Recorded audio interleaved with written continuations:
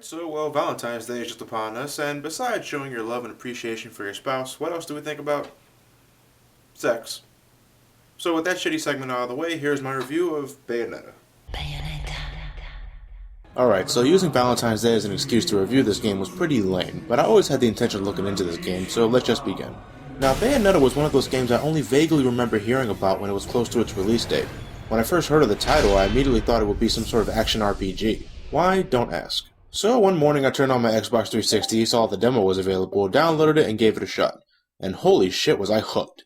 After I squeezed everything I can get out of the demo, I almost immediately went to my favorite GameStop and purchased the game. It left that much of an impression on me. So I'll say this right now. This is one of the greatest action games I've ever played. I'm serious. Better than Devil May Cry, better than God of War, better than just about any action game I've played in recent memory. Now you're probably thinking that's a pretty ballsy statement. And you'd be right. But I cannot even begin to describe the amount of fun I've had with this game.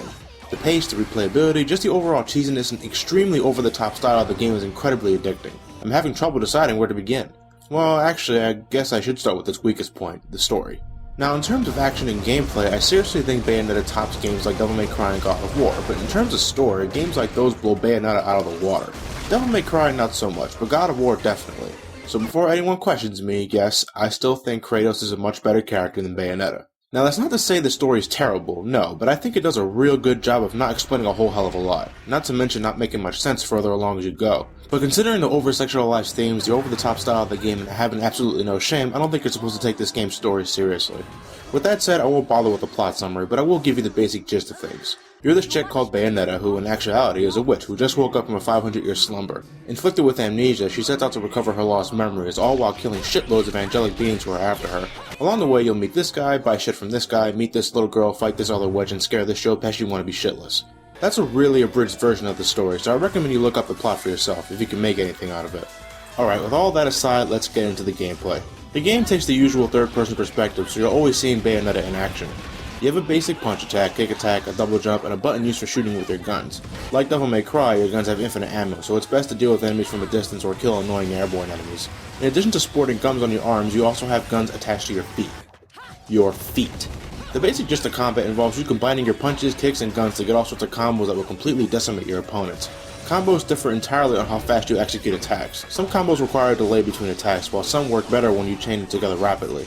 In addition to sequence combos, there's also special techniques you can perform called the Wicked Weave, which is, in short, a combo finisher. You see, Bayonetta's witch powers stem from her hair. Yes, her hair. She can manipulate it just about any way she sees fit, from lifting up objects to forming giant fists, feet, and demons to finish her opponents off. She even uses her hair to make the outfit she's wearing, so... well, it's best not to go into that. The larger your combos, the more points you get when you finish the level segment. It also fills up your magic meter, which you can use to execute torture attacks. These are special finishing moves that differ depending on the type of enemy you're facing. It can range from beheading with a guillotine, crushing foes with the Iron Maiden, to... ooh. Yeah. But of course, the most important addition to your combat is your ability to activate Witch Time. Think of it as bullet time, only, well, more witchy. You use the R trigger to dodge incoming attacks. If you manage to avoid an attack at the last possible second, you activate Witch Time, and Witch Time slows down and gives you ample time to completely decimate your opponents. Witch Time is incredibly essential in this game, so mastering the ability to dodge is something I highly recommend. Upon killing enemies, you can collect rings, halos, which act as the game's currency, which you can spend at the shop known as the Gates of Hell. Here you can buy health items, new techniques, new weapons, and accessories, which makes your journey only more kick-ass. Of course, some of these items are pretty damn expensive, and I only managed to get these items because of multiple playthroughs. But considering the overall addicting gameplay, it's very easy to replay this game many times. Gameplay is broken up into chapters and verses. Each chapter contains a different amount of verses, in which you're graded on upon completing. At the end of each chapter, you're ranked based on how well you performed overall, which can range from stone, bronze, silver, gold, platinum, or pure platinum. For completionists, trying to obtain pure platinum on every chapter is just another reason why this game's so damn replayable. But the absolute best part of this game is the overall presentation of bosses. I mean, throughout the game, you're gonna see Bayonetta do some extremely impossible shit. This ranges from riding a missile to an enemy base, playing volleyball with a boss's carcass, and suplexing a fucking dragon. Just look at this scene right here. After defeating the boss, she proceeds to slam a gasoline truck on him, which she then impales it with an angel statue, causing the gasoline to leak from its dick, which causes a trail to form that Bayonetta sets on fire by shooting it, but then the fire fails to reach the truck, causing Bayonetta to retaliate by shooting a bullet into the statue's dick hole, causing the truck to blow up. All this just to finish off a boss she just beat the shit out of. If there's one female who's the epitome of female badassery, it's Bayonetta. But going back to the boss fights, I mean, Wow, these are just fantastic to play through.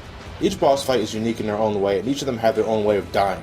Just to see some of these finishing sequences is incredibly fulfilling, and it even made me laugh sometimes at just how absurd they are. I would comment on how incredibly awesome it is to finish the last boss, but I won't ruin the moment for you guys. All I can say is Bayonetta is definitely one of the best action games I've ever played. Combined with awesome gameplay, replayability, different difficulty levels, and incredibly catchy soundtrack, and just for being completely over the top, Bayonetta is something I seriously recommend for those who have an Xbox 360 or PlayStation 3. I mean, for God's sakes, even the loading times are fun. The loading times! I give it a 9.5 out of 10. With all that said, I'm Johnny the Super Gamer Brothers. You guys have a good night. Happy Valentine's Day if you celebrate it, and stay tuned for more shit.